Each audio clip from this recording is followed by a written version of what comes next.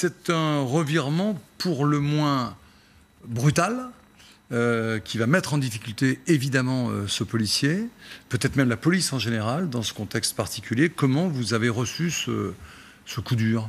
Écoutez, il faut voir les conditions de l'intervention déjà, puisque c'était une intervention ultra périlleuse, avec un stress.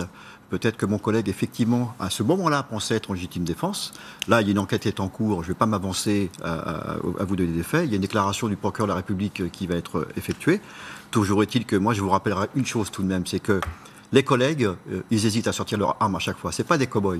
Parce qu'à chaque fois, quand on sort son arme, pour tirer ou pas, c'est la machine à broyer derrière qui se met en marche. Et il y a beaucoup de collègues qui, au mépris de leur vie privée, leur intégrité physique, personnelle, ne sortent pas leur arme parfois.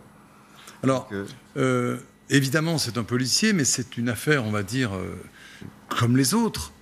Il y a un mensonge.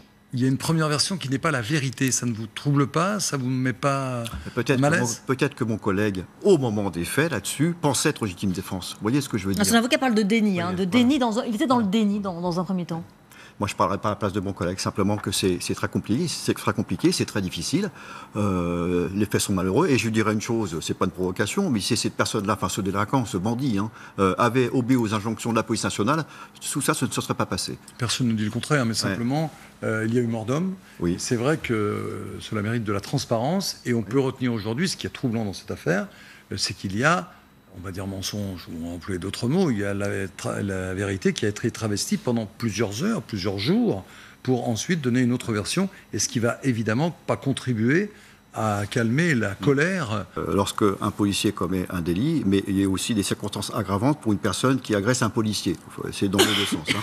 Après, je ne préjuge pas de ce qui s'est passé, mais il y a eu peut-être un effet tunnel. Toutes les interventions, comme dit monsieur, sont stressantes, sont de plus en plus compliquées, de plus en plus difficiles. Mon collègue n'a pas voulu délibérément tuer quelqu'un. Il s'est sans doute senti en danger.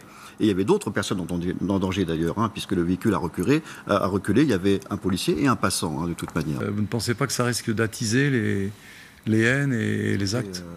Moi, je ne dirais pas un jeune homme, je dirais un délinquant. Je persiste et je signe. À partir de là, ce n'est pas une raison pour tout casser. Il y en a aussi qui utilisent beaucoup ces faits malheureux de prétexte pour aussi tout casser. On l'a vu souvent. Donc, voilà, quand on casse quoi? On casse des magasins, des véhicules de personnes, de particuliers qui n'ont rien à voir avec tout ça et qui ne peuvent plus aller travailler le lendemain ou plus ouvrir leur boutique. Donc ça, c'est condamnable et je le condamne fortement. Rocco Contando, il y a eu une époque où on parlait d'une police de proximité. Oui. On se disait que c'était plus facile finalement d'intégrer ces quartiers. Alors, certains, à droite notamment, disaient on n'est pas là pour faire de l'assistanat social, pour envoyer des assistantes sociales, on est là pour faire de la police. Est-ce que cette police de proximité, finalement, ne permet pas de rétablir un peu le dialogue avec ces jeunes qui, avant d'être des délinquants, sont des jeunes, et avec qui il est peut-être possible de créer d'autres relations que cette relation, Daniel Cohn-Bendit le dit bien, qui peut générer de l'agressivité des deux côtés, de la peur des deux côtés aussi. La police de proximité à l'époque, c'est M. Chevènement qui l'avait mise en place, de mémoire, elle est tombée à l'eau faute de moyens. Voilà. Ensuite, on a été sur une police plus avec des actions coup de poing, etc. Et ce qui fait qu'on a perdu déjà du renseignement. On ne savait plus ce qui se passait dans les quartiers. Là, il y a une volonté ministérielle de remettre ce qu'on appelle la police de sécurité du quotidien, qui ressemble, à s'y méprendre, à la police de proximité. C'est la même chose avec d'autres mots. Donc, là-dessus, le travail du policier, vous savez, c'est de protéger les biens des personnes, mais maintenant, c'est devenu très compliqué, puisque vous pouvez aller mettre 2 îlotiers dans une cité à la Courneuve ou à Bobigny, c'est pas possible. C'est pas possible. Regardez ce qui s'est passé récemment avec ma collègue d'Aulnay-sous-Bois. Je ne vais pas vous faire un dessin. Donc c'est très complexe, c'est très compliqué. Mais bon, la police, elle est là. Je ne pense pas que le policier, monsieur, a une haine. Ce n'est pas de la haine. Il fait son travail. Il est exaspéré pour d'autres motifs, notamment ses conditions de travail. Il a sa surcharge de travail qui devient terrible. Mais le fait qu'il soit parachuté comme ça dans un endroit avec des cycles déstructurants, avec des jeunes qui sortent d'école, la plupart de province, qui se retrouvent en Seine-Saint-Denis, sous-encadrés, avec un taux d'encadrement très bas. Ça, c'est problématique. Ça, on le dénonce et j'espère que de nombreux efforts seront faits à ce niveau-là. Je dirais plus qu'il y a une exaspération. Parce que c'est vrai que sous les uniformes, il y a des matricules à 6 chiffres, mais il y a des hommes et des femmes.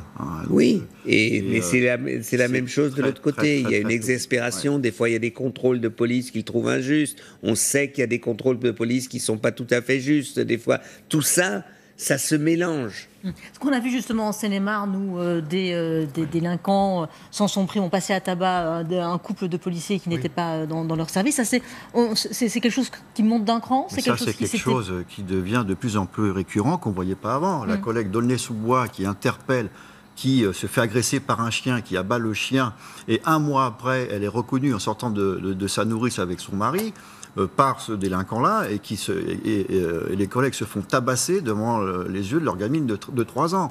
La justice passera aussi. La justice passera aussi, mais ça, je vous dis qu'il y a une ultra-violence qui est en train de monter en puissance. Comme le guet-apens qu'il y a eu il y a 2 ans.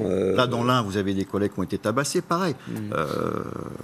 C'est très compliqué. Et surtout en Seine-Saint-Denis, je vous rappelle, qui est la circonscription la plus difficile de France.